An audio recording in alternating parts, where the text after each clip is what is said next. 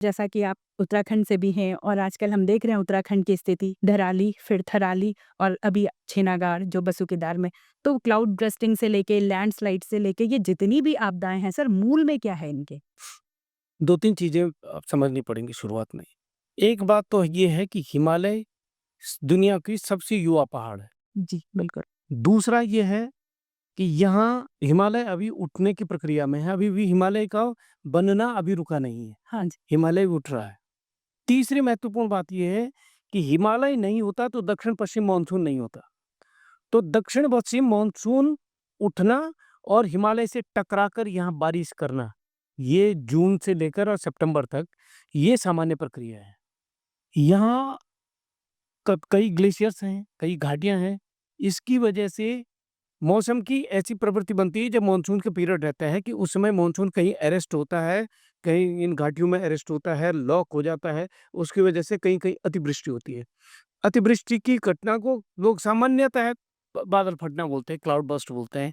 लेकिन cloud burst एक specific situation होती है, हम इसको अतिवृष्टि से काम चलाते हैं। अतिवृष्टि की घटनाएँ सामान्य घटनाएँ हैं, अतीत में भी आई हैं, 1978 में भी आई हैं, उससे पहले भी 1893 में भी आई है, उससे पहले भी 1977 में आई है, 1998 में आई है, 1997 में आई है। ये लगातार मैं कई घटनाएँ बताऊँगा तो ये सीरीज़ में आती रही। अब स्थिति ये है कि पिछले 20-25 साल में ऑब्ज़र्व ये किया जा रहा है कि इन घटनाओं के आकार और इनकी आवृत्ति, इन दोनों में वृद्धि बारंबारता बढ़ रही है और उनका आकार बढ़ रहा है, उनसे होने वाली हानियों का कारण दायरा हानियों का दायरा बढ़ रहा है और ये असल में ये चिंता का विषय है। अब इसके क्या कारण हैं? इसके कारण 2 चीज़ें हैं। एक तो प्राकृतिक स्तर पर भी बदलाव आ रहे हैं। आपने सुना होगा ग्लोबल वार्मिंग हो रही है। बिल्कुल सुना है। आप पर्यावरण विज्ञान की छात्रा हैं। आपको ये भली-भाँति पता होगा। उसका कारण ये है कि कार्बन डाइऑक्साइड की मात्रा विशेषतः अब एटमॉस्फेयर में बढ़ रही है, उसकी वजह से गर्मी बढ़ रही है। गर्मी के बढ़ने के से मौसम में अप्रत्याशित और अभूतपूर्व बदलाव आ रहे हैं। अब पहले हिमालय के केस में अगर जहाँ हम देखें तो पूरे विश्व में ये मतलब सारे वैज्ञानिक लगभग इसमें उनका मतैक्य है कि विश्व के अन्य क्षेत्रों के सापेक्ष हिमालय में गर्मी का प्रभाव और तेजी से बढ़ रहा है। गर्मी दुगनी गति से बढ़ रही है। कई रिसर्चेज ऐसी आई हैं कि जो जैसे विश्व में ये आया है कि 1.16 डिग्री प्रति दशक टेम्परेचर बढ़ रहा है। लेकिन हिमालय में 0.32 डिग्री 32 दुगुना दुगनी गति से टेम्परेचर बढ़ रहा है। अब टेम्परेचर बढ़ने का सीधे लीनियर इफेक्ट नहीं होता है कि एक चीज़ बढ़ी तो उसका ये पड़ना। उसके कई जगह कई डायमेंशंस उसके ऐसे हैं जो उस पे प्रभाव पड़ रहा है। जैसे बारिशें जहाँ पहले नहीं होती थी, कम होती थी, वहाँ तब बारिशें ज़्यादा होने लग गई। जहाँ बारिशें कम होती थी, जहाँ बारिशें ज़्यादा होती थी, वहाँ अब उतनी बारिशें नहीं हो रही हैं। दूसरी बात ये है जब बारिशें होनी चाहिए थी, जैसे 2013 की आपदा है। 2013 में जून में इस क्षेत्र में 20, 22, 25 तारीख तक मानसून आता है।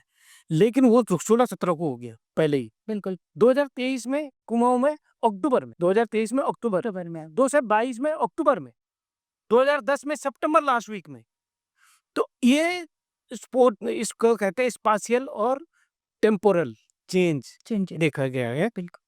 जहाँ नहीं होना चाहिए था वहाँ हो रहा है, जहाँ होना चाहिए था वहाँ नहीं हो रहा है, जब होना चाहिए था तब नहीं हो रहा है, जब नहीं होना चाहिए था तब हो रहा है। ये पूरे हिमालय पर्यंत ये पूरे विश्व में ये देखा जा रहा है, पर हिमालय में ज़्यादा ही है। एक तीसरी बात भी हो रही है। तीसरी बात ये हो रही है कि पूरे साल भर का अगर आप बारिश का बजट देखें, तो उसमें कोई बदलाव नहीं आ रहा है बहुत ज़्यादा। हाँ। उतना ही है करीब rainfall. Average average total rainfall average rainfall उतना ही है। लेकिन नंबर ऑफ रेनी डेज़ कम हो जा रहे हैं। पहले बारिश अगर 120 दिन में होती थी पूरे पूरे साल भर में, अब 100 ही दिन में हो रही है। तो 100 सेंटीमीटर बारिश जो 120 दिन में होती थी, अब 100 ही दिन में हो रही है। तो इसका मतलब ये हुआ कि अतिवृष्टि की घटनाओं की संख्या में वृद्धि हो रही है। इसलिए अब आप हर प्रतिवर्ष बरसात में यहाँ हाहाकार देखोगे। एक और इम्पोर्टेंट बात हो रही है, शुरुआती में इन चीज़ों को क्लियर कर लेते हैं। प्राकृतिक चीज़ें जो है, मानव की जनित हम आगे बात करें। आगे बात करेंगे। एक और बदलाव आ रहा है। हिमालय में 2 तरह से बारिश होती है, उत्तर भारत में 2 तरह से बारिश होती है। एक होता है दक्षिण-पश्चिम मानसून का। दक्षिण-पश्चिम मानसून गर्मियों में आता है। ये यहाँ जून से सक्रिय रहता है, सितंबर के फर्स्ट वीक में चले जाता है। जी।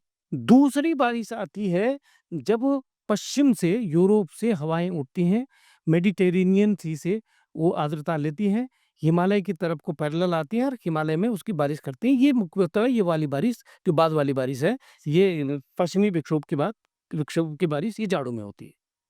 गर्मियों में बहुत रेयर होता है कि पश्चिमी विक्षोभ गर्मियों में सक्रिय हो, लेकिन अब ऐसा नहीं हो रहा। अब पिछले एक स्टडी अभी आई है कि पिछले 20 साल में जो गर्मियों में पश्चिमी विक्षोभ की घटनाओं में उससे पहले के 20 साल से दुगनी हो गई है वो घटनाएं।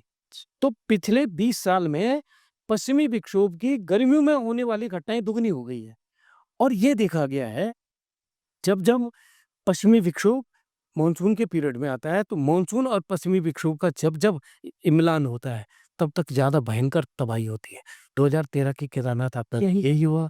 2021 में 2021-22 में कुमाऊं में यही हुआ। 2023 में और 2022 में और 2023 में हिमाचल में यही हुआ। 2024 में यही हुआ। 2024 में सिक्किम में यही हुआ। जब जब इन दो मॉइस्चर सिस्टम का एक साथ दोस्ती हो रही है, तब तक भयानक तबाही हो रही है। ये सारी दो चीजें मिलकर कंबाइंडली दिख रहा है, हाँ, कंबाइंडली इसलिए हो रहा है कि दो मॉइस्चर जुड़ रहे हैं, जुड़ रहा है। दो पानी आ जा रहे हैं। बिल्कुल। तो एक बाल्टी पानी थी, एक बाल्टी दूसरी आ गई, तो 2 बाल्टियों ने तबाही कर दी। तो इसलिए तबाही का डायमेंशन, उनकी बारंबारता, ये सब चीज़ें बढ़ रही है।